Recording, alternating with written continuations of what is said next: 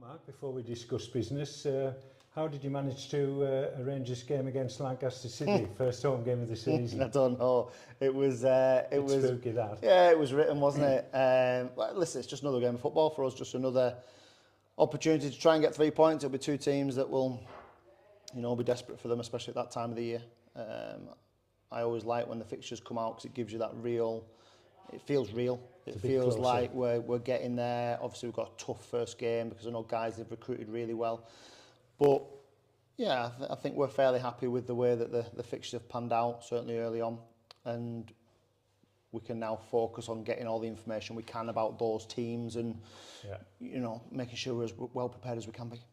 And Lancaster City, great rivals, of course, of Morecambe, and today an excellent performance against the EFL2 side. Thought we played really well. Thought it was another progressive performance. I thought that we were better today than we were against Carlisle, especially with the ball. Thought we were as good without it, but good with it.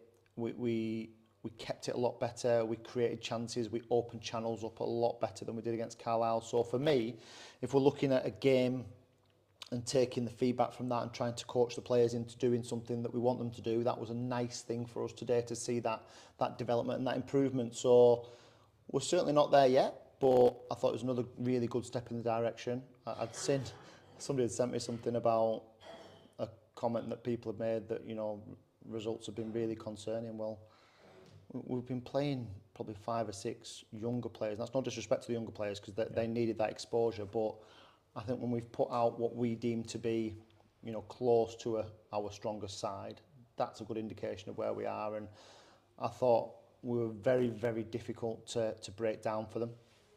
But we got a little bit higher and a little bit braver, and that was what I'd asked the players to do.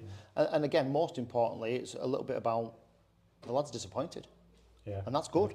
We want that mentality that, they want to win games of football. And we've got to, you look at, obviously, the end of last season where wins came at a premium. So we wanted them to get into that real, that real ruthless mentality of winning football matches. So, yeah, lots to learn again today, but I thought it was a decent performance from us. I thought it was a good game, actually. I thought there was some good chances either side.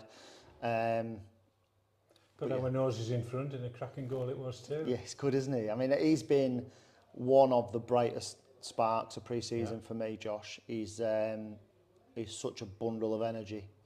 What I like about Josh is he can take information on and replicate it.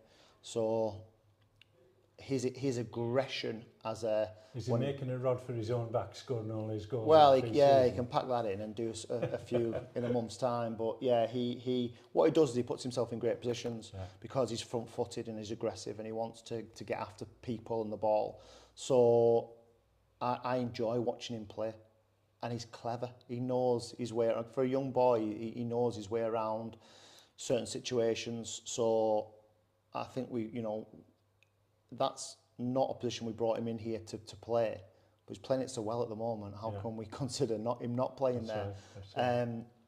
So yeah, not just him though. The goal was spectacular and great. But so having gone in front, was it a disappointing? To concede the equaliser? Well, that's what we said because I don't think they've had one at the back post, I think, but I don't think Alex or Danny have really made a save second half. Really, so I'm never going to be happy about conceding from set players. So, but in this case, I think we slip. Well, I know we slip. So it's just one of those where you're playing big, strong, industrious teams. But I think if you were to look at on balance of play, we've given as good as we've got today, and that was important for us. And I think a little bit of it is about belief for me, and players believing that they can match teams like this. And now it will be about how intense we can keep them against your step 4 clubs, your clubs that we're going to play in the next couple of weeks, and then ready for Guiseley and Lancaster and Leek. So, but yeah, I'll go home really pleased with our day's work today. What's the process for this week then? Will it be 2 normal training sessions? Yeah, no games. No games. Next week. And we did that on purpose. We wanted a little break here to look at some specific things. We want to work a little bit on a plan B in terms of how we play. And then we've obviously got Ashington Saturday. We've got Bolton B the week after on the Tuesday night. then Clitheroe, then a gap again, because we wanted to make sure we had 2 sessions to really prep for those 2 first league games. So we've got a few that are carrying knocks and niggles, but nothing really significant. We're just managing a couple through. So yeah, I think we've pretty much got a clean bill of health, and that'll let us do some more structural work this week. A couple of new faces in the lineup today. Can you tell us anything about the new signing? Or well, what I would say is, again, people send me stuff that I wish they wouldn't, because half the time I don't want to know people's opinions, to be honest. It's a game of opinions, and I understand that, but I'd heard that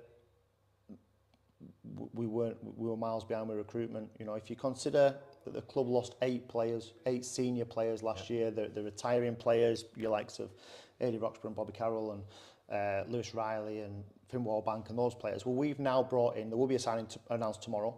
One of these announced a trialist today, but he's not a trialist. So there'll be a signing announced tomorrow. Yeah. That'll take us to 6 that replace those 8. Yeah. So on balance, we're probably 2 short with 3 weeks to go in pre-season. Still looking at some trialists. The other thing was that obviously the club lost 4 loan players, the 3 from Carlisle and Kit Nelson last year. Yeah. So you add them, that's 12 players that have gone out the door. We now know that we've got 2 coming in this week on loan. It's no secret that we've got an agreement in principle with Carlisle to get a couple of loans out of there. And we've got an agreement with the National League club for a player to come out of there on loan as well. So we're probably going to have three loans. So overall, as a squad, we're probably up to sort of 17, 18 by the end of this coming week. Probably 2 short, and then we're interested in doing some deals with some of the younger players we've seen, and either helping them develop by getting them appropriate loans. I mean, what we did see today, and I've no problem in naming him, was young Tom Stevenson, who is ex-Blackpool. He's been at Holker at Step 6. I thought he was electric down the right-hand side. Yeah. So Tom's one that we've got eyes on and we want to try and do something with. And it might be that he does a bit of football here and a bit somewhere else, a bit Holker or another Step. But we want to find the best way to develop him to be the best he can be out there, you know, for Workington. So. And what about the loans? Will they be 90-day or full season? Or so is that to be negotiated? Yeah, to be negotiated. I think where possible, we want to have that continuity, and there is a flexibility with loans. We would like a player to come into us and commit to us for a season, ideally. Yeah. And if it doesn't work for us and it doesn't work for them, then we stop and we re-look at it. There will be times when we'll need something on an emergency basis on a 28-day or a 90-day, and we'll deal with that as and when.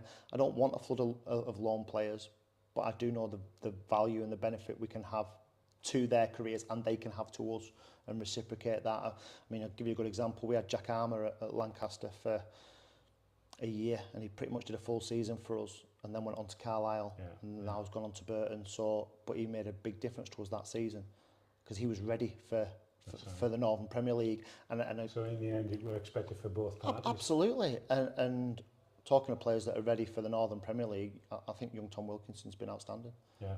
He's an 18-year-old boy who's a man. And I thought his ability to be front-footed today, alongside Swings, because whatever came in the box, Swings dealt with, and Jordan as well. I thought as a back three, they were quite an aerial threat from Morecambe. They're a big football league side like Carlisle were last week, but we generally stood up to that.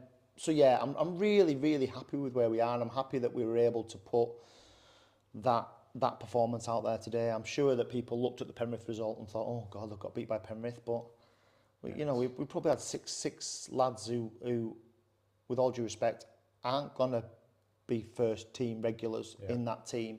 And therefore, it just became an experience to get minutes into legs.